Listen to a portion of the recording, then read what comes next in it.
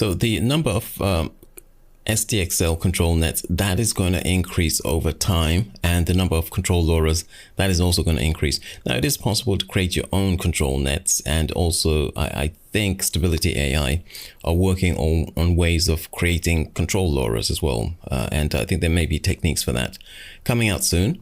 However, for the time being, there are a lot of control nets that are available for Stable Diffusion 1.5. On this page here, there are, I think, about 14 or 15 different control nets, and some of these we've seen already. So we've seen the depth map, we've seen the tile, and so on.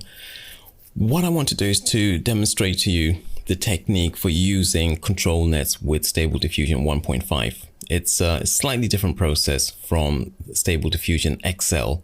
Now, the ControlNet version 1.1 is the most recent one, and these ones I think are coming from one of the key contributors of ControlNets to the open source community.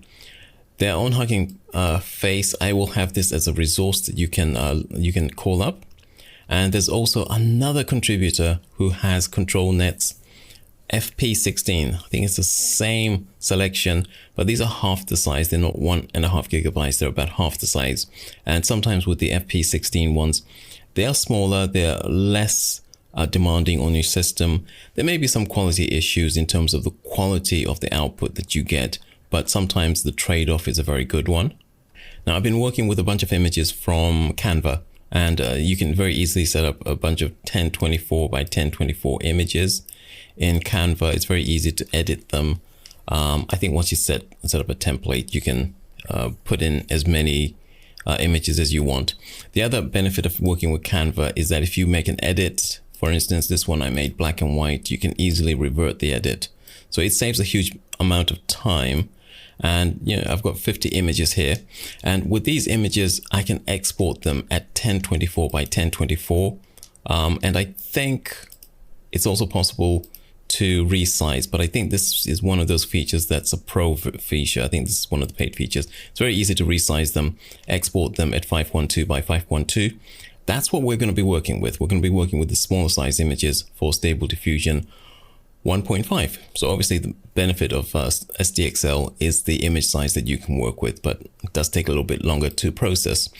They also have something, a section for photos. So if you want free photos, they've got some free photos, quite a lot, some of them very good.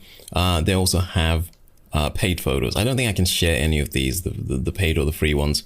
But if you want to find some images to work with whilst testing control nets, there are quite a large variety here, and you can kind of figure out what types of images will work well with whatever type of control net you're working with. For me, I've already resized the control nets, so the images to 512. So we're going to be working with some of the images that we've seen before in previous tutorials. I think this one might have seen before.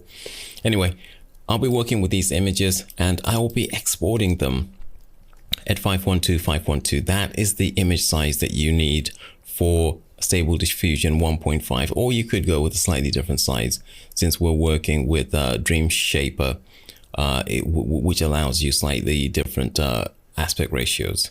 Now, there's a fairly long trial period for the Pro version, so you might want to try that out.